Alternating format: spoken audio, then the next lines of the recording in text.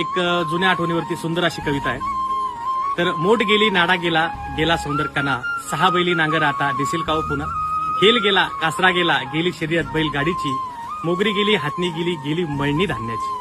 वावडी गेली उपणी गेली गेली धार धान्याची, भुसारा गेला कलवड गेला गेली हिरजीक नांगराची, वाडगं गेलं खळं गेलं गेली शान झोपट्याची, सावड गेली बलुत गेलं गेली राखोळी गुरांची, हौद गेला सारण गेली गेली बारो जुनी, वडवान गेलं रहाड गेलं शेदू कसं पाणी,